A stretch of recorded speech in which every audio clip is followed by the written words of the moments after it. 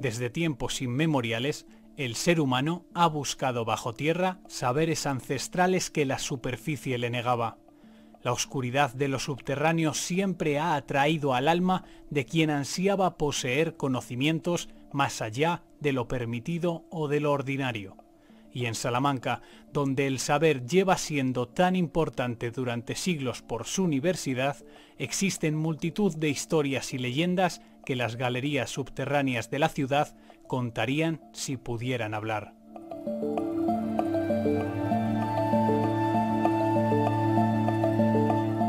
Lo que estas paredes han podido ver y escuchar siempre quedará entre ellas y las personas que bajaron hasta aquí en otros tiempos. Esa gente que lo que buscaba era conocer saberes ocultos y prohibidos en aquella época y que para poder hacerlo se sumergían en estos túneles y galerías subterráneos escapando de habladurías de la parte superior. Este lugar ha estado oculto al mundo durante siglos desde que dejó de ser utilizado. Todas sus conexiones con el mundo exterior se tapiaron y se relegó al olvido. Estas galerías han permanecido vacías todo este tiempo con la única compañía del silencio y de la oscuridad. Estando en un lugar como este, me rondan miles de preguntas a mi cabeza. ¿Qué tipo de personas pasaron por aquí en otros tiempos? ¿Qué es lo que pretendían viniendo bajo tierra? ¿Buscaban saberes prohibidos? ¿De quién escapaban? Son tantas preguntas que quiero responder que antes de hacerlo quiero conocer la parte superior de esta ciudad del saber, Salamanca. Salamanca es una ciudad antiquísima y ha sufrido muchas transformaciones durante los siglos. Todo este proceso ha llevado a que se creen muchos mitos y leyendas en la zona, muchos de ellos relacionados con la universidad. La historia de la ciudad de Salamanca, situada al suroeste de Castilla y León, se remonta a tiempos muy antiguos. Sus calles, monumentos y conjunto arquitectónico está impregnado de un gran número de historias y leyendas que han sobrevivido a lo largo del tiempo y han llegado hasta nosotros. Salamanca es una ciudad cuya historia es fascinante y también es conocida por su universidad. Sin embargo, lo que no todo el mundo sabe es que bajo su suelo existe una ciudad diferente, un lugar que se ha quedado anclado en el tiempo, donde en el pasado se llevaron a cabo rituales oscuros, donde las ciencias ocultas eran las verdaderas protagonistas. Además, vale la pena recordar las palabras de Miguel de Cervantes: Salamanca, que hechiza la voluntad de volver a ella a todos de los que la apacibilidad de su vivienda han gozado. En busca de esas leyendas y de esos misterios que han permanecido ocultos al mundo, vengo a esta ciudad dispuesto a llevar a cabo mi investigación.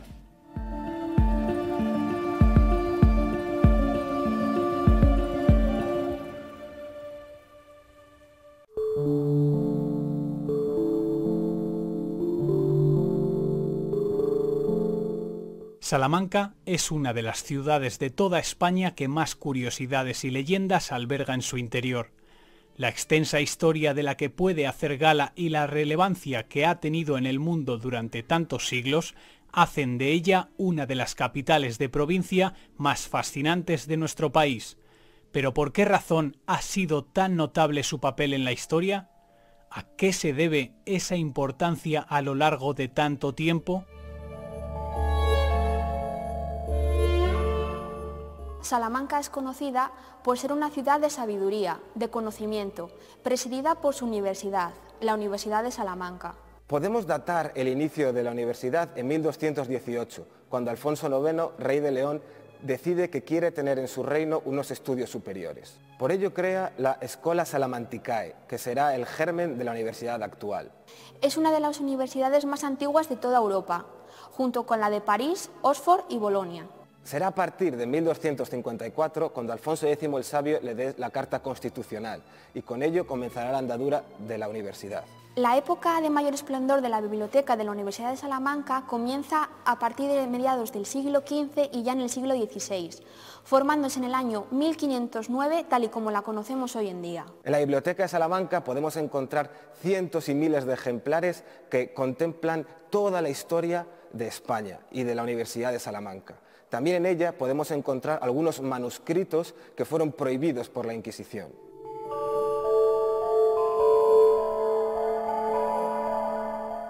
Miles y miles de universitarios han pasado por las aulas de la universidad y en sus ansias por saber, también se han topado con el descubrimiento de diferentes leyendas que el tiempo ha ido anclando a las tradiciones más populares. Aquí, lo oculto y misterioso convive con los conocimientos más mundanos y en esa dualidad residen los cimientos de mi investigación hoy aquí. ¿Cómo no empezar mi viaje por Salamanca contando la leyenda más popular y conocida de toda la ciudad? Y es que aquí, en esta pared, hay una rana sobre una calavera. Pero, ¿qué es lo que dice la tradición sobre ella? ¿Qué leyenda se cuenta? Pues bien, como en toda historia, hay dos versiones de la misma. Por un lado, dicen que el universitario que la vea se casará y terminará sus estudios. Pero por otro, tendríamos una explicación bastante más didáctica. La rana simbolizaría a la lujuria y estaría puesta sobre la cabeza de una calavera que sería la muerte. Esto es así porque el escultor lo que quería representar era ese peligro que acarrearían las relaciones corporales en una época en la que las enfermedades contagiosas producirían la muerte. Como veis, dos versiones de un mismo hecho. Salamanca es apasionante.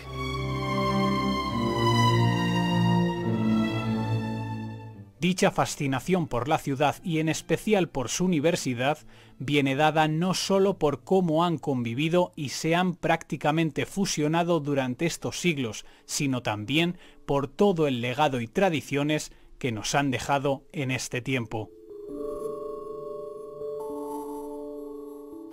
Un dato cuanto menos curioso de la historia de la Universidad de Salamanca son estas pinturas que se conservan por la mayor parte de sus paredes.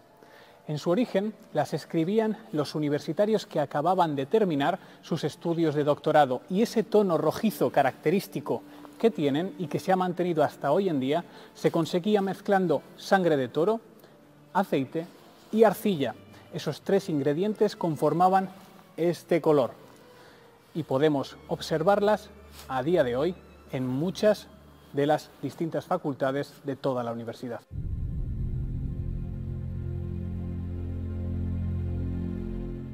Y si hay un lugar de la universidad que albergue más misterios e historia por metro cuadrado, esa es la biblioteca. En ella encontramos antiguos libros censurados, manuscritos prohibidos por las tradiciones de otro tiempo que les hicieron apartarse de la mayoría de personas, pero que atrajeron las miradas de los más curiosos que querían alcanzar conocimientos más allá de lo permitido.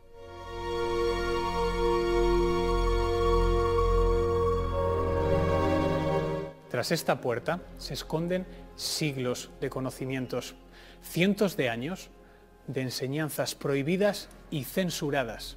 Aquí dentro hay tantos libros que podríamos pasarnos vidas enteras para poder leerlos todos y descubrir esos misterios que albergan en su interior. Y en ese interior me está esperando Eduardo para poder contarme mucho más sobre esta biblioteca de la Universidad de Salamanca.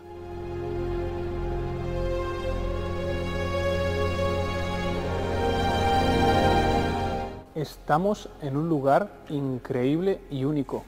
¿Qué es este sitio? Bueno, pues esta es la biblioteca histórica de la Universidad de Salamanca y esta sala, tal y como la estamos contemplando, es una reconstrucción realizada a mediados del siglo XVIII. Y en un lugar de estas características, ¿cómo se puede saber cuántos libros alberga? Los libros los tenemos organizados en tres colecciones. Por un lado tenemos los libros impresos entre los siglos XVI al XVIII, que de ellos tenemos cerca de 60.000 volúmenes. Todo lo que estamos viendo aquí serían libros impresos ya a partir del siglo XVI.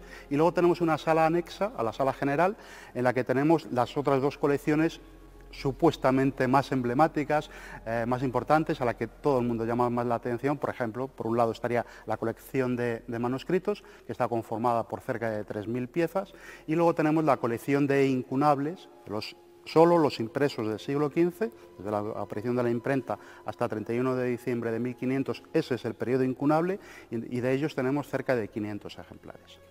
Entre tantos libros históricos tiene que haber muchos misterios y leyendas dentro de ellos, ¿no?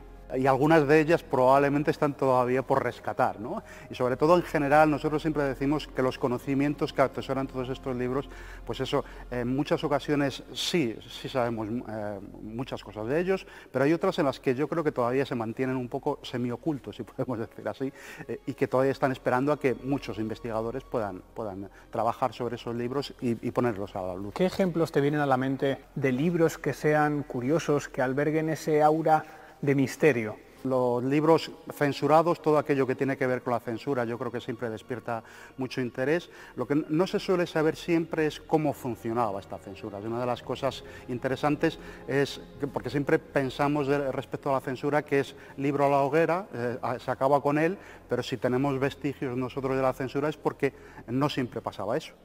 No siempre la censura era prohibitoria, que sería el caso de los libros en la hoguera, sino que había casos de expurgo, que se llama, en el que no toda la obra, según las ideas de la Inquisición, no tendría que ser censurada toda la obra, sino solo que está fuera de sus normas, de lo que es aceptable, y hay partes de ella que tienen que ser eliminadas, y entonces ahí es donde se hace ese expurgo, que es muy interesante, porque vemos el proceso del censor que lo que va a hacer es atenerse a lo que le marca el índice de libros prohibidos, le va a decir qué partes son las que tiene que eliminar, y nosotros lo que hacemos es cotejar el índice de ese momento, la edición de ese momento, con el ejemplar que tenemos, y vemos cómo no tiene ningún trabajo intelectual. Él no decide qué partes de la obra se censuran, sino que simplemente se atiene, es como una especie de funcionario, ¿no? Podemos decir así, en el que él simplemente hace lo que le indican en ese índice, ¿no?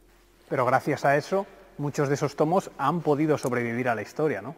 Es esa labor que realiza ese censor, por lo menos tenemos uno firmado por un censor que dice llamarse Francisco Cachupín, que ya con el nombre ya nos invita un poco a la guasa, ¿no? y a la broma, y es un funcionario, es un hombre que lo que hace es, de una forma en un primer momento meticulosa, tachar los renglones uno a uno, hay veces que superpone un papel encima, para impedir todo ello, para impedir que se pueda leer, y luego hay momentos en los que ya se ve al final del libro en el que ya no tiene material para tapar, y entonces lo que hace es arrancar directamente las páginas. Esas, por ejemplo, no podríamos rescatar sus conocimientos. En cambio, de las páginas tachadas o de las que sí están pegadas, hoy en día, es lo que no sabían Cachupín y sus secuaces, es que hoy en día con luz ultravioleta se podría ver lo que contiene debajo de esa censura, ¿no?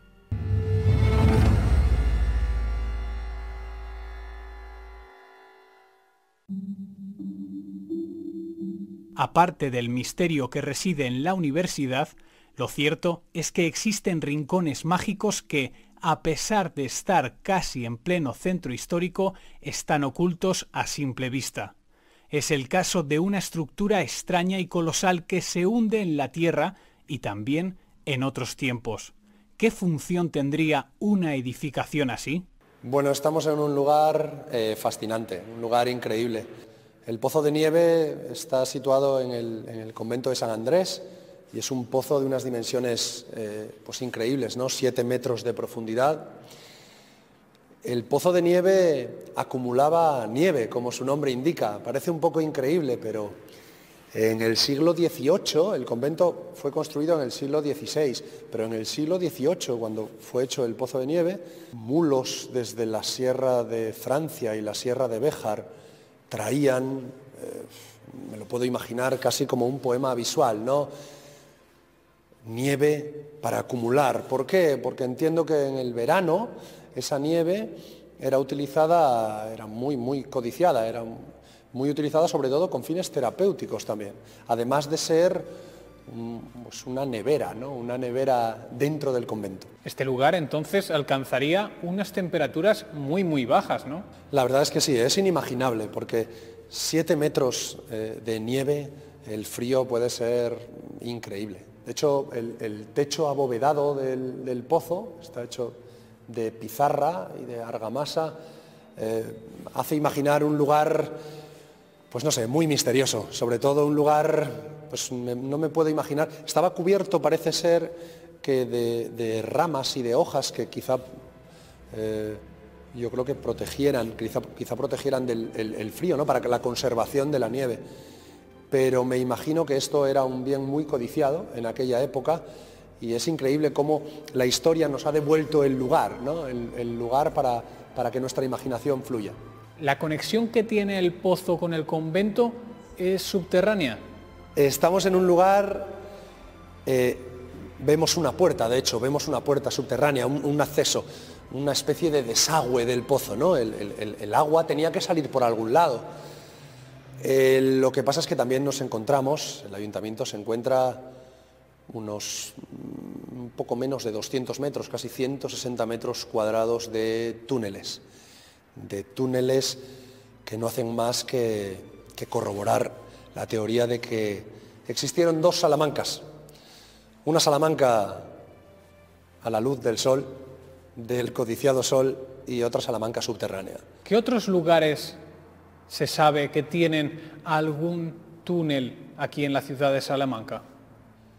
Bueno, hay muchas teorías, muchísimos. Y uno de los sitios más increíbles donde se han encontrado estos túneles, donde seguro que existe, de hecho lo sabe todo el mundo, es en la Facultad de Matemáticas, que antiguamente fue una sinagoga y que en la planta baja, en los sótanos de esa Facultad de Matemáticas, hay una puerta que se ha comprobado que el túnel llega a salir frente al puente romano.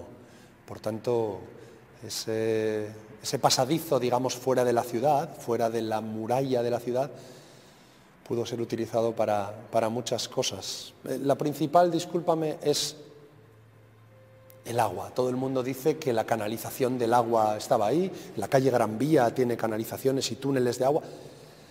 El problema es encontrarse dos túneles paralelos, uno mucho más ancho que el otro, por el que perfectamente cabe una persona, túneles en los que el agua no podría haber corrido con mucha fuerza porque desestructuraría los cimientos de los edificios. Entonces, ¿qué pasó? ¿Qué teorías se han elaborado sobre quién pasaba por estos túneles y con qué intención lo hacía? Hay una teoría, la Facultad de Matemáticas, como digo, fue una antigua sinagoga, estuvo allí la sinagoga. Desde esa sinagoga se supone que cuando San Vicente Ferrer llegó a cristianizar todo en Salamanca, todas aquellas sinagogas se acabaron y se dispusieron conventos, etc. Se supone que fue una vía de escape de los judíos para salir de la ciudad. Son teorías, ¿quién lo sabe? Solo la historia lo sabe.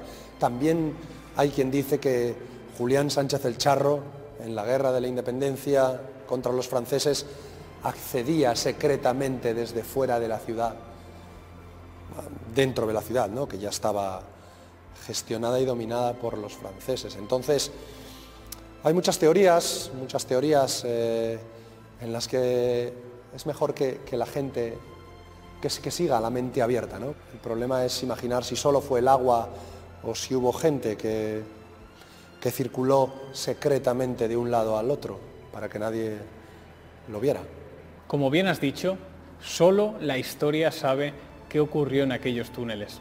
Yo quiero conocer esa Salamanca subterránea de la que tanto he oído hablar, así que voy a ello.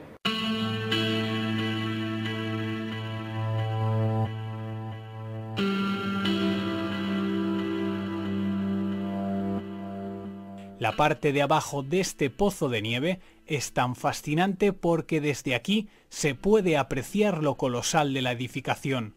Me dispongo a adentrarme mientras en mi cabeza empiezan a brotar teorías de todo lo que podrían ser estos túneles en otro tiempo. El estar aquí en la parte inferior del pozo de nieve te hace verlo de otra manera, te hace sentir inferior, muy pequeñito. Y estando aquí abajo, me decido a aventurarme en esas misteriosas galerías subterráneas que parten desde él. No sé qué me encontraré más allá, Ni siquiera sé qué función real tuvieron. Lo que sí que tengo claro es que quiero adentrarme en esta Salamanca tan desconocida.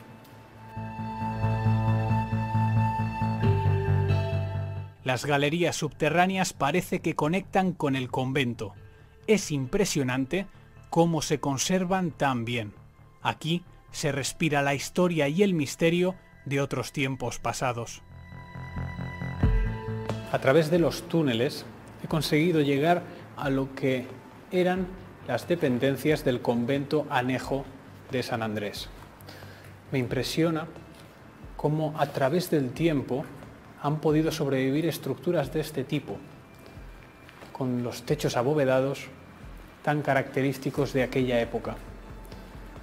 Es fascinante el poder ser testigo a día de hoy de lugares así. Prosigo mi camino por las galerías. Su piedra desnuda me traslada a otra época pasada y no paro de preguntarme: ¿qué tipo de personas caminaron por estos recovecos bajo tierra? ¿Cómo los construyeron? Me impresiona lo bien que están conservados todos estos túneles que conectan las diferentes estancias de lo que un día fue el convento.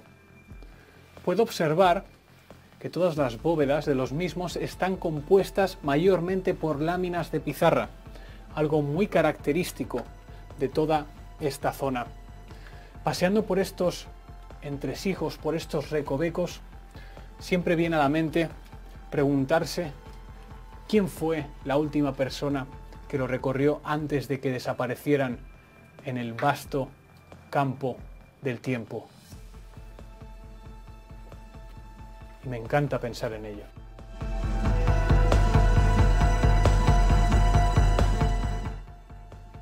Aquí concluyo mi visita subterránea por estas galerías que conectan el Pozo de Nieve con el convento de San Andrés. Dejo atrás todas estas paredes que tanto han visto y que tanta historia nos podrían contar, para adentrarme todavía más en esta investigación en Salamanca.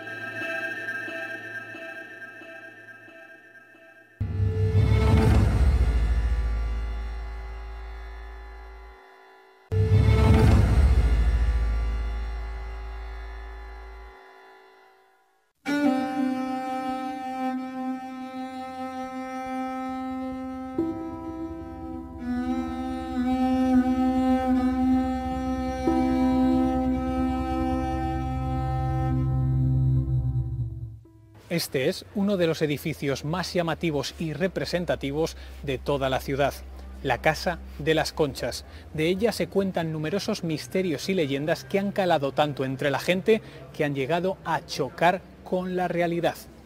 Voy a averiguar más sobre ello.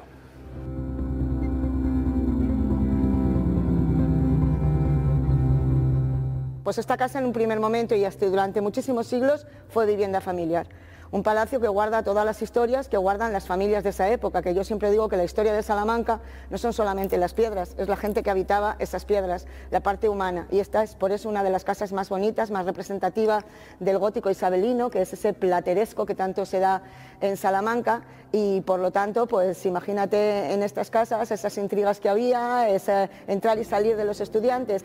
Por lo tanto, durante todo este periodo pasa de ser una casa privada, que los últimos propietarios ya particulares fueron los condes de Santa Coloma, hablamos ya del siglo XX, son ellos los que ya la cederían a la biblioteca y pasaría a ser de la Junta de Castilla y León en 1993. He oído que uno de los usos que tuvo fue como prisión, ¿no? Sí, es verdad, pero esto ya volvemos otra vez al pasado, desde los orígenes. Entonces, una vez que ya se procede a la cristianización y por lo tanto no son perseguidos los cristianos, hay que establecer unas funciones dentro de las catedrales. Y puesto que las universidades, como la de Salamanca, estaban vinculadas totalmente al cabildo, ya que los estudios se hacían dentro de la catedral, en las aulas catedralicias de la catedral impartían los catedráticos sus cátedras, de ahí viene lo de cátedra. Pues lógicamente son los amos de la ciudad. los estudiantes. No es lo mismo un pecadito que comete un estudiante que el pecado que comete el civil. No es la misma la sanción que se le iba a poner y se crea la figura de un maestro escuela y esa figura tenía unas funciones que no solamente eran la docencia, sino que además tenía que impartir jurisdicción, derecho y por lo tanto era el carcelario. Y ese carcelario no podía vivir dentro de los edificios que pertenecían a la universidad. El carcelario era un cargo vitalicio. Así que vivía en este lugar y por lo tanto es cierto que había sótanos donde más de un estudiante pagaría sus penas. Así que esos sótanos existían y si ya de paso encadenamos esto con que por supuesto esos sótanos tendrían pasadizos y túneles que comunicarían unas zonas de la Casa de las Conchas con otras zonas de otras casas y a mí no me quita nadie de la cabeza que esto está totalmente unido a los sótanos de la Catedral Vieja, como se ha demostrado que están unidos hacia la Cueva de Salamanca, hacia el convento de los dominicos y dominicas, y si encima era cárcel de la universidad, más motivo para que tuviera esos sótanos que desde luego hasta el siglo XX se ha dicho que eran practicados por algunos estudiantes que pasaban por esos lugares para huir de los profesores demasiado estrictos, o sea que algún día haremos visitas subterráneas, no me lo quita nadie de la cabeza. ¿Existe alguna leyenda sobre esas conchas? La más conocida por todo el mundo es la que tiene relación con el edificio de enfrente. Este es el colegio de los jesuitas, mandado a hacer por Margarita de Austria y Felipe III, ella era muy devota a esta orden y bueno, pues mandan a hacer un edificio, que los edificios de los jesuitas en todos los sitios son grandísimos, que en todos los sitios tienen la forma de la paloma, con lo cual es muy parecida a la forma de la cruz latina de las iglesias y catedrales, y cuya fachada no se iba a ver porque estaba delante la Casa de las Conchas, con lo cual según la leyenda los jesuitas, y para conseguir que se viera, intentan negociar con los propietarios de la Casa de las Conchas el poderío y la importancia que tienen, que por supuesto se niegan, a pesar de que según la leyenda le dicen que ofrecen una moneda de oro por cada una de las conchas de la fachada. Se niegan y por lo tanto, ¿qué van a hacer? Pues promulgar entre los habitantes de Salamanca que hay un tesoro escondido debajo de las conchas, con lo cual, claro, ávidos de riqueza, pues van a empezar a tirar piedras y a intentar de estropear esas conchas, con lo cual con el deterioro continuado, pues al final tirarían la casa o conseguirían comprarla. Y a su vez ellos mismos ese tesoro que se supone que hay escondido lo van repartiendo entre las conchas para ir provocando que tiren más conchas, con lo cual no tiene sentido ninguno, como puedes ver, los jesuitas serán cualquier cosa menos tontos, no van a tirar las conchas y luego esconder el dinero debajo de las conchas, con lo cual esto pues no tendría mucho sentido. La que sí que podría tener un poquito de vestigio de verdad, porque lo demás no son más que leyendas, es que sí que era muy habitual esconder una moneda de oro cuando se empezaba la edificación de un monumento, en este caso importante, pues era esconder una moneda para que trayera fortuna a la familia. Pues eso sí podría tener un poquito de sentido, pero desde luego nunca se ha encontrado, o sea que es otra de las cosas que habría que buscar, es que la Casa de las Conchas esconde muchos secretos. Muchas gracias, Chus, por mostrarme lo maravillosa que es esta Casa de las Conchas. Yo voy a proseguir mi investigación por esta misteriosa, pero fabulosa ciudad de Salamanca.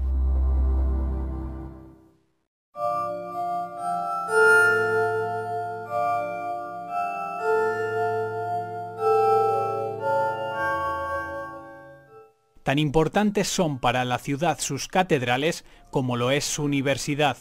Y, de hecho, esa peculiaridad de tener dos catedrales es otra característica que la hace muy especial. Pero también hay historias repletas de enigmas en ellas. Y es que en el año 1755 ocurrió un terrible terremoto en la ciudad de Lisboa que causó la muerte de casi 100.000 personas.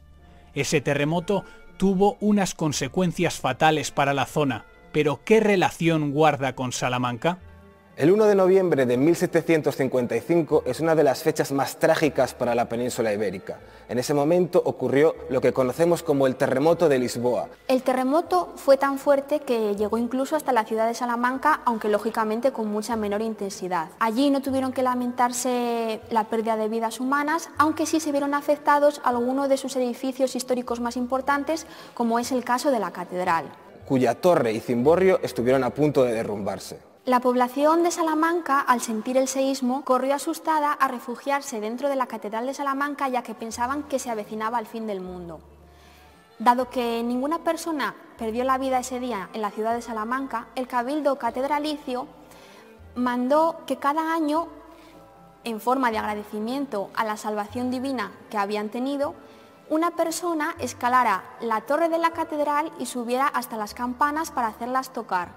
A esa figura se le conoce con el nombre del mariquelo. Sin embargo, el problema no se produjo solo en la reconstrucción de la cúpula, sino que también la torre quedó dañada.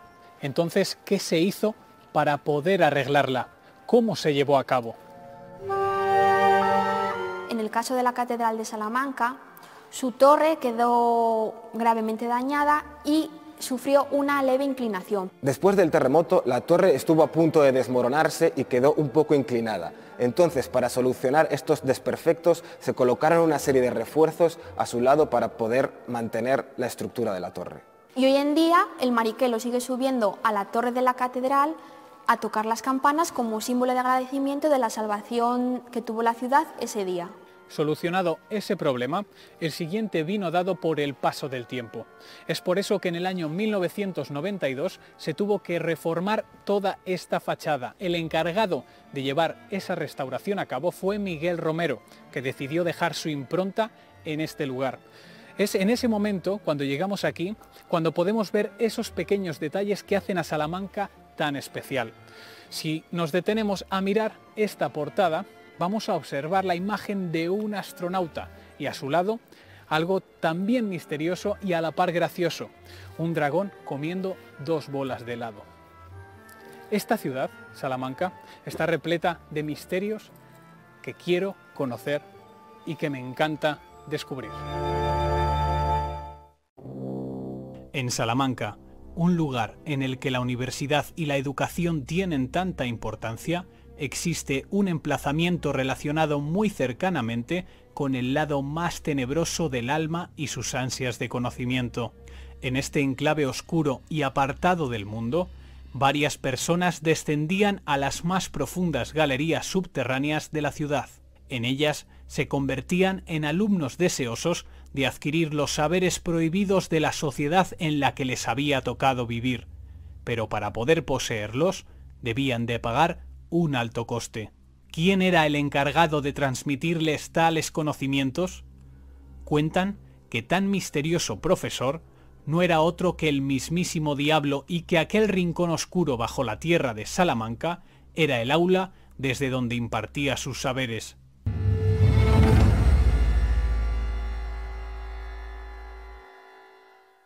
¿En qué lugar estamos ahora mismo? Bueno, pues estamos en un lugar, como ves, muy singular.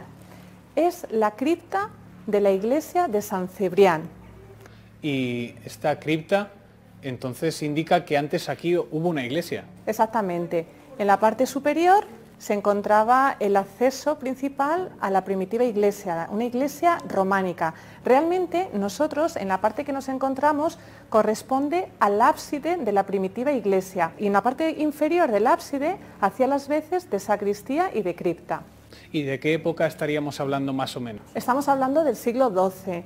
Ten en cuenta que hoy esto lo vemos a cielo abierto, pero en el pasado pues la percepción sí que debía de ser más de cueva y era un lugar oscuro porque la cripta de la iglesia se metía dentro de la muralla medieval. ¿Es por ello que se llama la Cueva de Salamanca? Bueno, yo creo que el nombre de Cueva de Salamanca ya es posterior, ya es avanzando más el tiempo, cuando la iglesia está muy deteriorada, se derrumba, y es a partir ya del siglo XVI cuando empieza a entrar en juego toda la leyenda que encierra este entorno tan singular. ¿Esa leyenda qué relación tiene con este lugar? Bueno, la leyenda nos habla de que aquí, en este espacio, en esta cripta de la iglesia de San Cebrián, se daban clases de ciencias ocultas, de nigromancia, de magia negra. Entonces, ¿qué importancia tenía este emplazamiento en aquel momento? El emplazamiento en aquel momento era pues un lugar muy frecuentado por estudiantes de la Universidad de Salamanca, porque las primeras lecciones de la Escuela Catedralicia y del estudio de Salamanca se impartieron en el claustro de la Catedral Vieja. Y en torno a ese claustro podemos decir que había como un campus universitario. Entonces estamos en pleno campus universitario. Incluso el Cabildo de Salamanca, Cabildo Catedralicio, alquilaba casas cerca de la catedral para improvisar aularios. ¿Qué leyenda se cuenta sobre esos estudiantes que bajaban a las partes subterráneas de Salamanca a estudiar artes oscuras? Bueno, pues la leyenda de la cueva de Salamanca empieza a tener auge, o el origen de esta leyenda hay que ubicarlo a partir del siglo XVI, XV-XVI, y ahí tenemos como protagonista al marqués de Villena. ¿Vale? Entonces, mira, la leyenda cuenta que las clases las impartía el diablo, el mismísimo Satanás. El mismísimo Satanás en realidad era el sacristán de la iglesia de San Cebrián, que bajo sus vestimentas escondía esa naturaleza diabólica. ¿Y qué precio ponía ese sacristán a los alumnos que tenía? Bueno, pues el precio realmente era muy alto, pero solamente sería para uno de ellos. Te cuento cómo funcionaba el sistema y cuál era el pacto con el diablo. Según la leyenda, 7 estudiantes acudían durante 7 años a los cursos que impartía Satanás en esta cueva de Salamanca. Terminados los 7 cursos, uno de los estudiantes debía de quedarse al servicio del diablo, como pago de las clases que habían recibido todo el grupo. ¿Y cuánto tiempo se iba a quedar con el diablo? ¿Para toda la vida? Bueno, pues se supone que sí, la leyenda no especifica, ya sería un precio, como te dije al principio, muy alto, porque sería para la eternidad. ¿Y qué pinta el marqués de Villena en todo esto? Pues el marqués de Villena es el verdadero protagonista, porque según la leyenda, al que le tocó quedarse fue al marqués de Villena, que fue un alumno notable, un alumno aventajado que aprovechó muy bien las lecciones del diablo. ¿Y qué hizo el marqués de Villena cuando le tocó pagar ese precio tan alto? Bueno, pues el marqués de Villena debió de tenerlo claro que intentaría burlarse del diablo y escapar. Entonces, con sus artes mágicas, con su agudeza, consiguió burlarse del demonio. ¿Cómo consiguió zafarse del diablo? Pues muy fácil. El marqués de Villena aprovechó que el diablo había salido, entonces se escondió en una tinaja. Pero antes de esconderse en la tinaja, sobre una mesa dejó abiertos unos manuales, unos libros, en los que se explicaban las prácticas para conseguir ser invisible. De forma que cuando regresó el diablo, vio que el marqués no estaba y vio que sobre la mesa había libros con unas prácticas sospechosas, pensó rápidamente que se había escapado y muy apresuradamente salió de la cueva en busca del estudiante, y tan apresuradamente salió que dejó la puerta abierta, y en ese momento el marqués de Villena, el estudiante tan aventajado, consiguió salir y burlarse del diablo. ¿Qué ocurrió después de eso? Pues en ese momento en el que el estudiante está saliendo de la cueva, perdió su sombra, y con su sombra perdió su alma.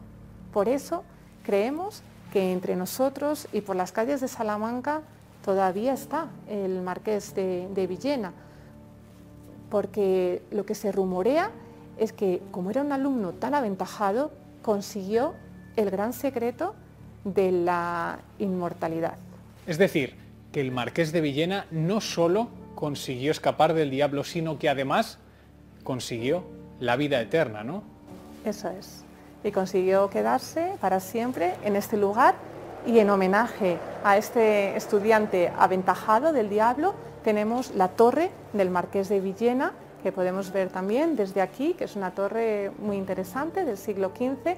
En realidad nunca fue habitada por este personaje, ni nunca le perteneció, pero lleva su nombre. A mayores, esta leyenda, este lugar, ha sido escrito en varios libros por importantes autores, ¿no? Sí, efectivamente, Nacho, la leyenda y el entorno de la cueva de Salamanca aparece citado, por ejemplo, Cervantes en un entremés de la cueva de Salamanca, muy divertido, nos habla de la cueva de Salamanca.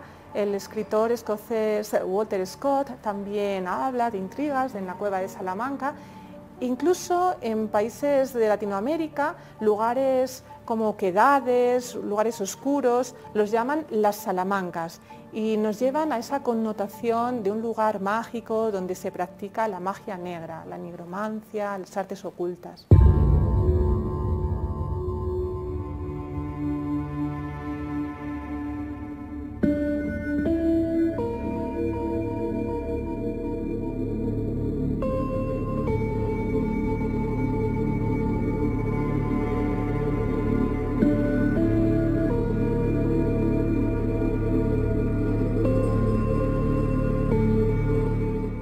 Cuando cae la noche en Salamanca, la ciudad se viste de un color diferente. Un aura de misterio brota del juego de luces y sombras que se forman. A cada paso que doy por el centro histórico de la ciudad, me siento como si perteneciera a otra época a la que me encuentro. Es como visitar la ciudad que fue siglos atrás. Como estoy pudiendo comprobar, las leyendas e historias misteriosas están por todos sus rincones y existe un personaje muy importante que es todo un símbolo aquí y que protagoniza un par de historias repletas de misterio. Esta persona es San Juan de Sagún, patrón de la ciudad, que murió aquí, en la ciudad del Tormes, en el año 1479. A él se le atribuyen multitud de milagros, de entre el que destaca uno en especial. Cuentan que un toro quedó desbocado por las calles de toda la ciudad sin que nadie pudiera controlarlo. Fue entonces cuando San Juan apareció para pronunciar las ya famosas palabras tentenecio, una pose con la que han decidido retratarle en homenaje aquí en la ciudad. Pero no solo ese milagro fue capaz de obrar aquí San Juan de Sagún, hay otros emplazamientos en los que también realizó varias obras muy especiales.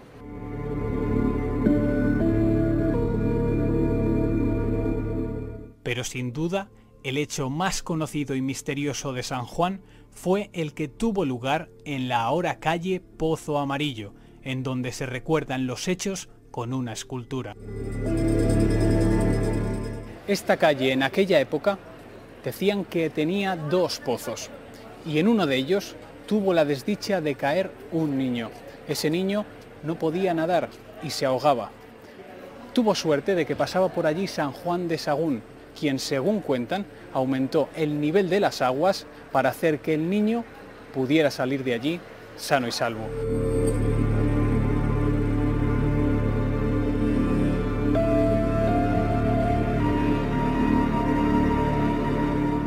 Mi investigación por Salamanca llega a su fin y siento que ha sido un viaje fascinante. Esta ciudad ha sido capaz de intrigarme y estremecerme a partes iguales y creo que de noche su magia aún está más presente todavía en el ambiente. Después de haber conocido las historias y los misterios que alberga esta ciudad de Salamanca, la ciudad se ha mostrado ante mí de una manera que yo no voy a poder olvidar. He conocido su parte superior y también su parte subterránea y ambas me han maravillado. Para siempre quedarán en mi recuerdo todas estas memorias, haciendo de Salamanca una ciudad muy especial para mí.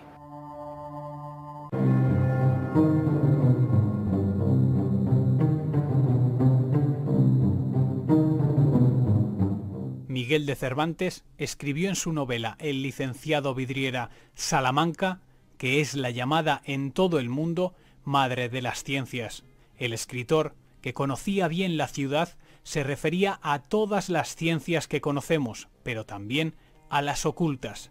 Y es que, como he podido comprobar, en esta ciudad es tan importante lo que podemos ver de ella como lo que permanece escondido y oculto a la vista.